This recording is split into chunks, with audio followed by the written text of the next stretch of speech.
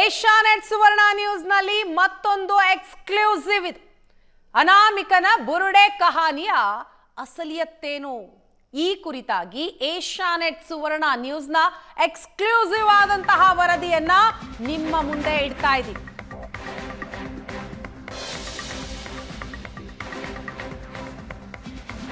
ಸುವರ್ಣ ನ್ಯೂಸ್ನಲ್ಲಿ ಅನಾಮಿಕನ ಸ್ನೇಹಿತ ರಾಜು ಮಾತನಾಡಿದ್ದಾರೆ. ಅನಾಮಿಕ ದೂರುದಾರನ ಮುಖವಾಡ ಕಳಚಿಟ್ಟ ಜೊತೆಗಾರ. ದೂರುದಾರನಿಗೆ ಶವ ಹೂಳಲು ಸಹಾಯ ಮಾಡ್ತಾ ಇದ್ದ ವ್ಯಕ್ತಿ. ಧರ್ಮಸ್ಥಳದಲ್ಲಿ ಅನಾಮಿಕನ ಜೊತೆ 9 ವರ್ಷ ಈ ಸ್ನೇಹಿತ ರಾಜು ಇದ್ದ. ಮಾಸ್ಕ್ ಮ್ಯಾನ್ ಕುಟುಂಬದ ಜೊತೆ ರಾಜುಗೆ ನಿಕಟ ಸಂಪರ್ಕ ಇತ್ತು. ದೂರುದಾರನಿಗೆ ಶವ ಹೂಳೋದಿಕ್ಕೆ ಸ್ನೇಹಿತ ರಾಜು ಸಹಾಯ ಮಾಡ್ತಾ ಇದ್ದ. ದೂರುದಾರನ ಜೊತೆ ಹೆಣ ಹೂತಿಟ್ಟವನ ಎಕ್ಸ್ಕ್ಲೂಸಿವ್ ಮಾತು. ಏಷ್ಯಾನೆಟ್ ಸುವರ್ಣ ನ್ಯೂಸ್ನ ಜೊತೆ ಮಾತನಾಡಿದಂತಹ ರಾಜು ಸ್ಫೋಟಕ ವಿಚಾರವನ್ನ ಹೇಳ್ತಾರೆ. ಮಾಸ್ಕ್ ಮ್ಯಾನ್ ಮಾತ್ರ ಅಲ್ಲ, ಮಾಸ್ಕ್ ಮ್ಯಾನ್ನ ಕುಟುಂಬದ ಜೊತೆ ಕೂಡ ರಾಜುಗೆ ನಿಕಟ ಸಂಪರ್ಕ.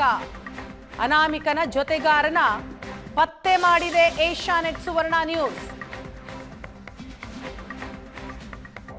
ಅನಾಮಿಕ ದೂರುದಾರನ ಜೊತೆ ಹೆಣ ಹೂತಿಟ್ಟವನ ಎಕ್ಸ್ಕ್ಲೂಸಿವ್ ಆದಂತಹ ಮಾತು. ಹಾಗಾದ್ರೆ ರಾಜು ಹೇಳೋದೇ, ಆತ ಬಿಚ್ಚಿಟ್ಟಂತಹ ಸತ್ಯ ಏನು? ಕೆಲವೇ ಕ್ಷಣಗಳಲ್ಲಿ ಏಷ್ಯಾನೆಟ್ ಸುವರ್ಣ ನ್ಯೂಸ್ನಲ್ಲಿ.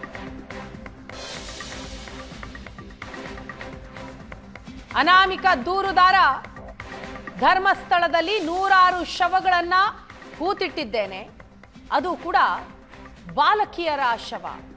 ಅತ್ಯಾಚಾರ ಮಾಡಿ ಬರ್ಬರವಾಗಿ ಕೊಲೆ ಮಾಡಲಾದಂತಹ ಶವವನ್ನ ಹೂತಿಟ್ಟಿದ್ದೇನೆ ಅಂತ ತನ್ನ ದೂರಿನಲ್ಲಿ ಹೇಳಿದ್ದ. ಈತನ ಜೊತೆಗೆ ಈತನ ಸ್ನೇಹಿತ ರಾಜು ಕೂಡ ಆತನಿಗೆ ಸಹಾಯ ಮಾಡ್ತಾ ಇದ್ದ. ಶವ ಹೂಳೋದಿಕ್ಕೆ ಸಹಾಯ ಮಾಡ್ತಾ ಇದ್ದಂತಹ ವ್ಯಕ್ತಿ ರಾಜು, ಅನಾಮಿಕ ದೂರುದಾರನ ಸ್ನೇಹಿತ.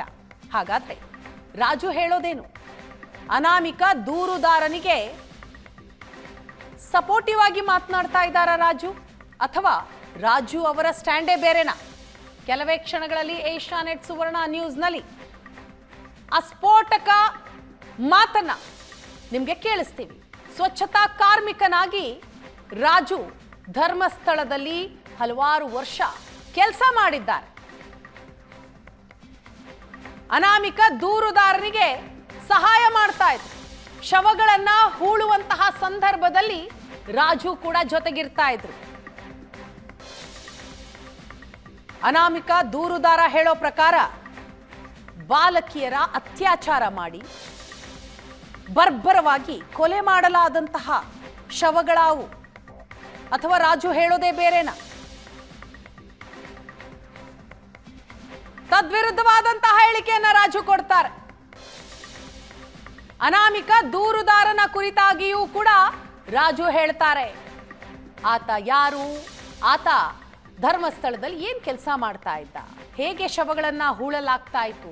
ಕಂಪ್ಲೀಟ್ ಮಾತು ರಾಜುವಿನ.